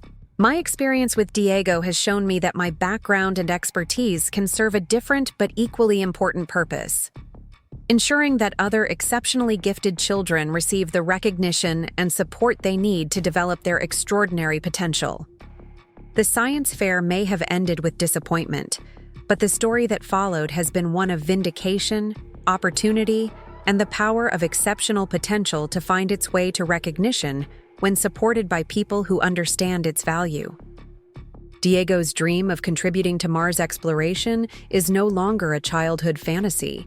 It's a realistic career path supported by mentors and opportunities that recognize his abilities and nurture his continued development. Sometimes the best response to being underestimated is simply to keep achieving until the recognition becomes undeniable. Diego's story proves that exceptional potential will always find a way to shine, especially when supported by families and communities who refuse to accept limitations that others want to impose. The auditorium at Houston's Johnson Space Center buzzed with an energy I hadn't felt since my own days working within these walls 15 years earlier.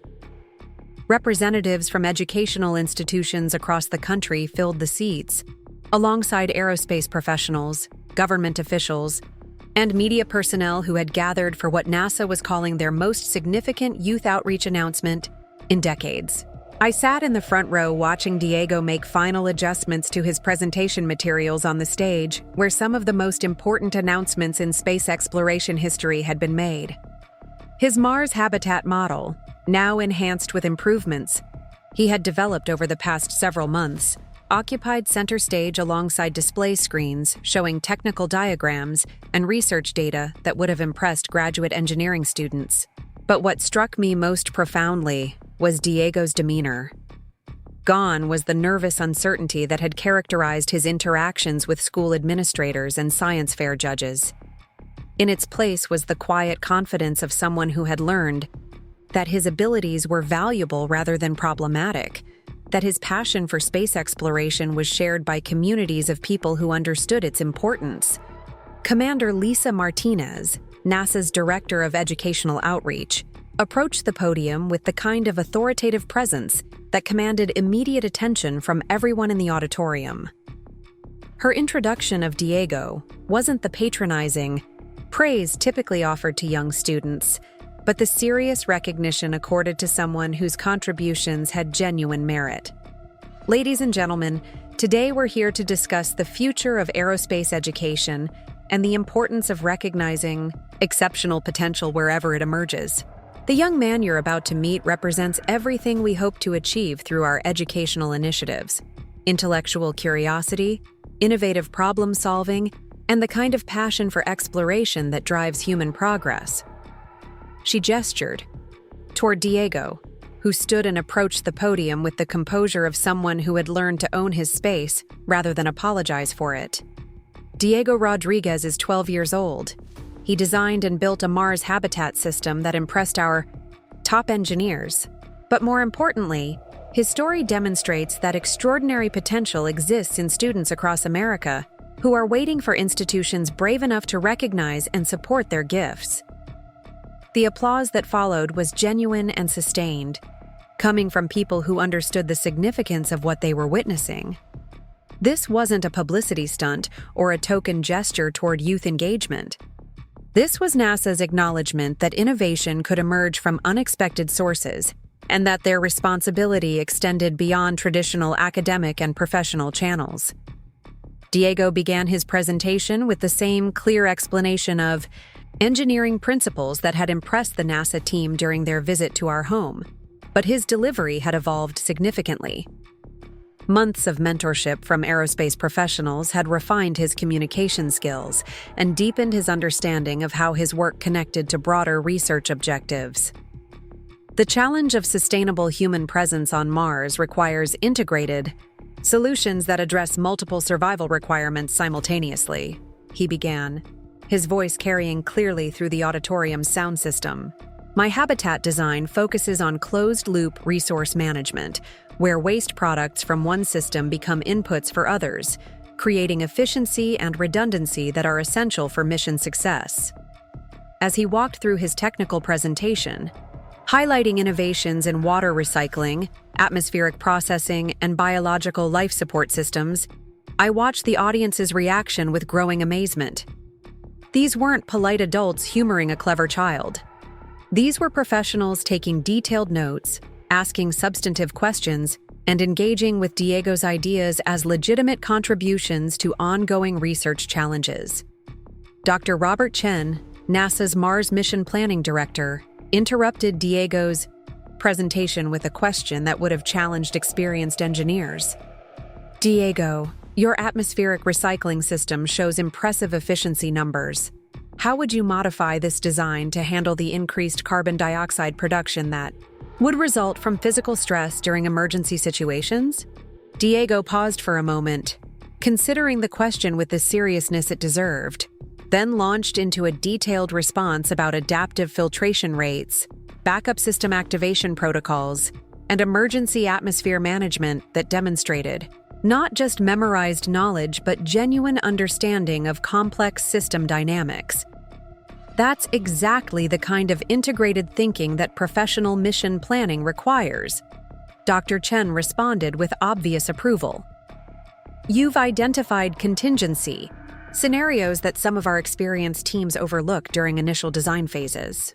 The exchange continued for nearly an hour, with Diego fielding questions from audience members who treated him as a peer rather than a student.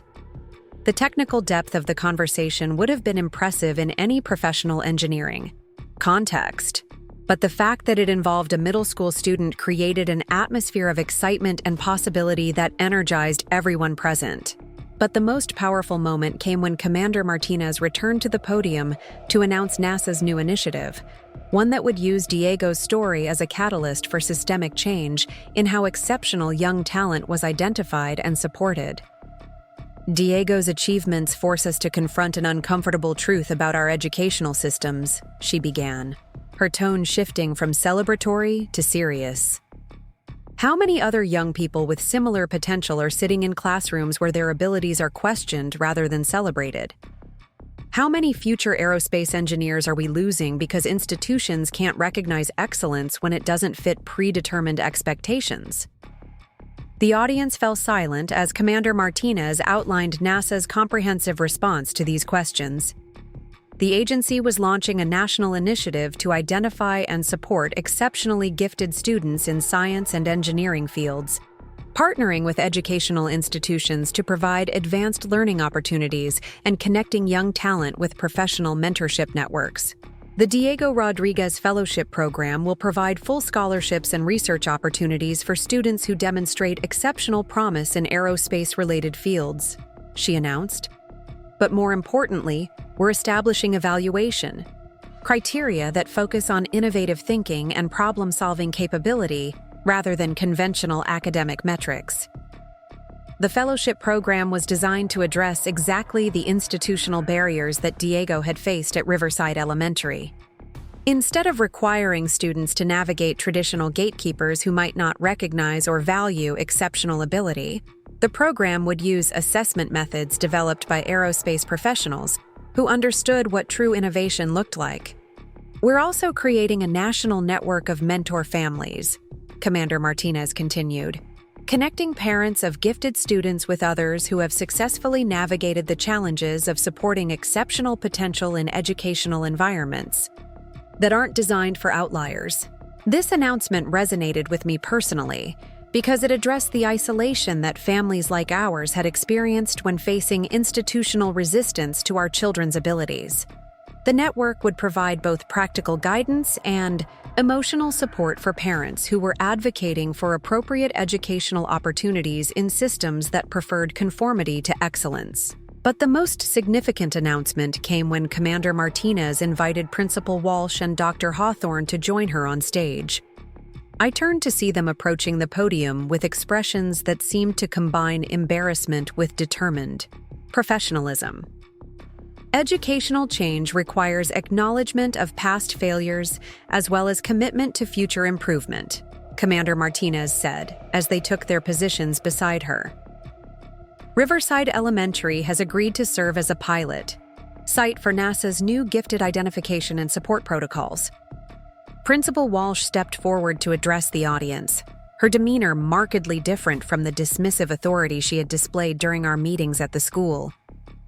We failed to recognize and support Diego's exceptional abilities, and, in doing so, we failed in our fundamental mission of nurturing student potential. NASA's partnership will help us develop better methods for identifying and supporting gifted students in our district. Dr. Hawthorne followed with her own acknowledgement of institutional shortcomings and commitment to implementing evidence-based approaches to gifted education. Their statements were clearly prepared and coached, but they represented a public admission that Diego's treatment had been inappropriate and a promise that other students wouldn't face similar obstacles. The transformation from institutional resistance to public partnership was remarkable, but it also felt somewhat hollow given the months of dismissal and obstruction that Diego had endured. Their newfound enthusiasm for supporting gifted students was genuine, but it had required external pressure and public embarrassment to motivate change that should have been driven by educational responsibility. After the formal presentations concluded, the reception provided opportunities for more personal conversations with people who had been following Diego's story. I found myself talking with parents from across the country who had faced similar challenges, advocating for their exceptionally gifted children in educational systems that weren't equipped to handle outliers. Maya, your willingness to fight for Diego's recognition has opened doors for so many other families, said Jennifer Park, whose daughter had been struggling with similar issues at their school in California. The NASA partnership you've helped create is going to change how we identify and support gifted students nationally. Her comment reminded me that Diego's story had implications far beyond our family's experience. By refusing to accept institutional limitations and pursuing recognition from professional communities that could appreciate his abilities, we had inadvertently become advocates for systemic change that would benefit countless other students. Dr. Amanda Chen, my former colleague who had initially connected us with NASA's educational team, approached with news that would complete the transformation of Diego's educational trajectory. Maya, I've been authorized to offer Diego a position in our Advanced Youth Researcher program. It's typically reserved for high school students, but his work and maturity demonstrate readiness for university-level research collaboration.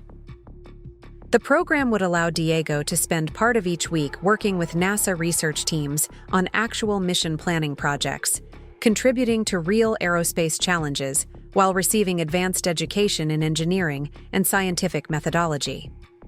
It represented exactly the kind of opportunity that could nurture his exceptional abilities while providing the intellectual challenge his capabilities demanded. But Dr. Chen's offer came with an important caveat that forced our family to confront questions we had been avoiding about the balance between recognition and childhood. Diego would need to relocate to Houston for significant portions of the program, and the research responsibilities would require a level of commitment that goes beyond typical educational activities.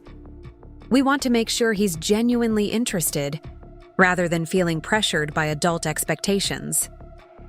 The question of Diego's own preferences and desires had become increasingly important as opportunities multiplied and attention intensified.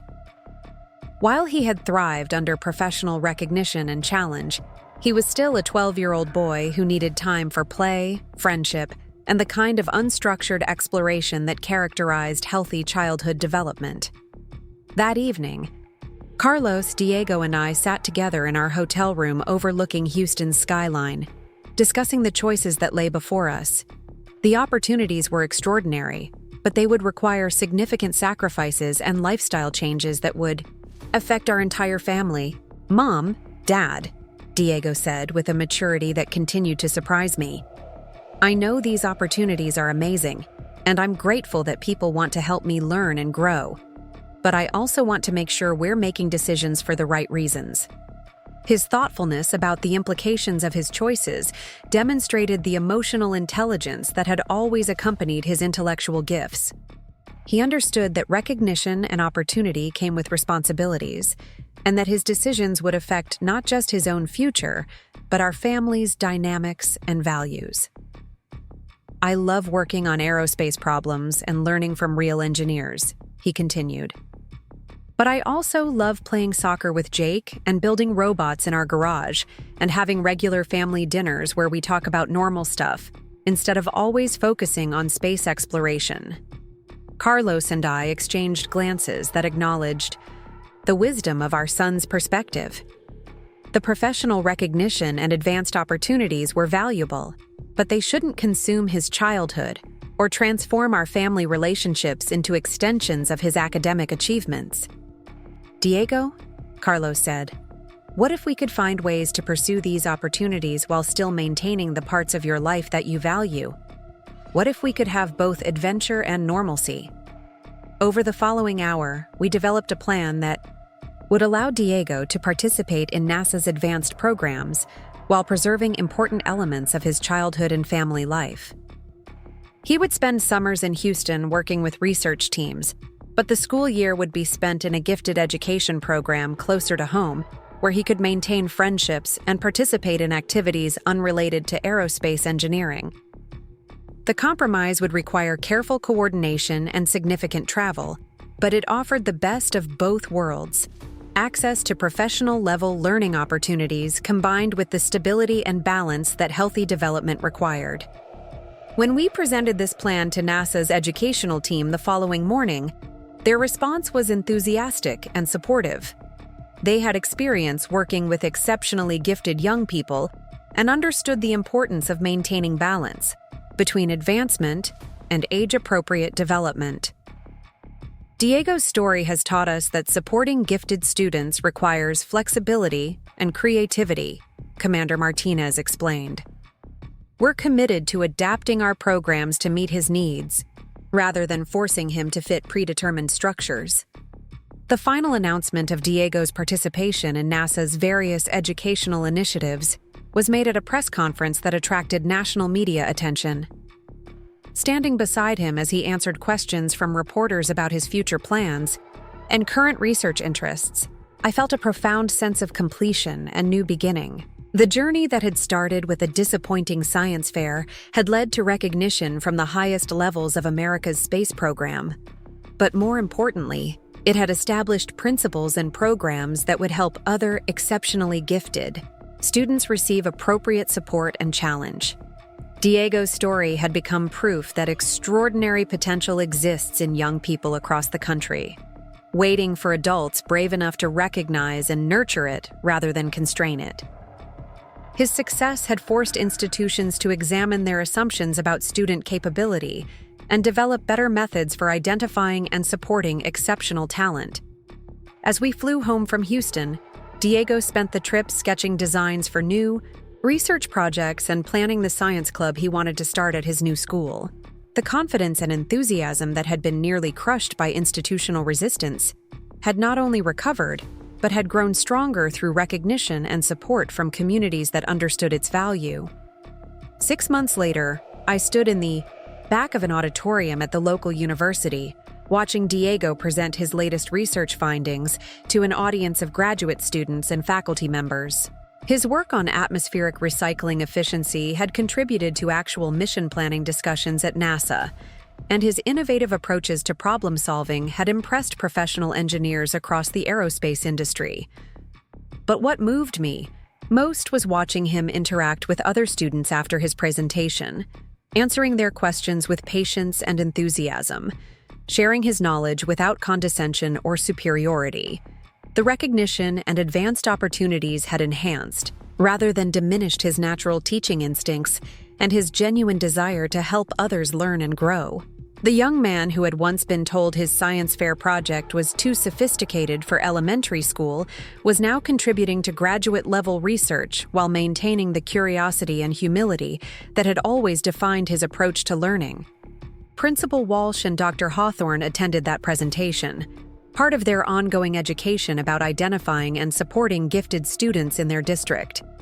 Their presence represented the institutional transformation that Diego's story had catalyzed, proof that even resistant systems could evolve when presented with undeniable evidence of their failures. After the presentation, as Diego packed up his materials and said goodbye to his university colleagues, I reflected on the journey that had brought us to this moment. The science fair disappointment that had seemed so devastating had become the catalyst for recognition and opportunities that exceeded anything we could have imagined. Most importantly, Diego had learned that his exceptional abilities were gifts to be shared rather than burdens to be hidden. He had experienced what it felt like to have his potential recognized and celebrated by communities that understood its value. And that experience had shaped his understanding of what was possible when talent met opportunity and support. The institutional resistance we had faced at Riverside Elementary had been painful and frustrating, but it had also forced us to seek out communities and opportunities that could provide Diego with the kind of challenge and recognition his abilities deserved. Sometimes the obstacles that seem most discouraging turn out to be redirections toward better paths. Today, Diego continues to participate in NASA's educational programs while excelling in a gifted education environment specifically designed for students with exceptional abilities. His research contributions have been published in aerospace, engineering journals, and his story continues to inspire other young people to pursue ambitious scientific goals despite institutional skepticism. The fellowship program that bears his name has provided opportunities for hundreds of other exceptionally gifted students, connecting them with mentors and resources that help them develop their potential while maintaining balance and perspective. His story has become proof that excellence emerges from dedication and support rather than background or conventional expectations. As for me, the aerospace engineering career that I thought had ended permanently has found new expression through advocacy for gifted education and consultation on STEM youth development programs. Diego's experience taught me that my background and expertise could serve an equally important purpose, ensuring that other exceptional students receive the recognition and support they need to contribute their gifts to human knowledge and progress. The science fair may have ended with disappointment, but the story that followed proved that exceptional potential will always find ways to shine when supported by people who understand its value. Diego's dream of contributing to Mars exploration is no longer a childhood fantasy, but a realistic career path supported by mentors and opportunities that recognize his abilities and nurture his continued growth. Sometimes, the best response to being underestimated is simply to keep achieving until recognition becomes undeniable. Diego's journey from dismissed science fair participant to NASA-recognized researcher demonstrates that extraordinary potential exists in young people everywhere, waiting for communities brave enough to celebrate rather than constrain it. The golden thread that connects Diego's story to broader questions about education and potential is the understanding that exceptional ability deserves exceptional support, regardless of age, background, or institutional expectations. His success has shown that when we recognize and nurture extraordinary gifts, we don't just change individual lives, we change the trajectory of human knowledge and achievement.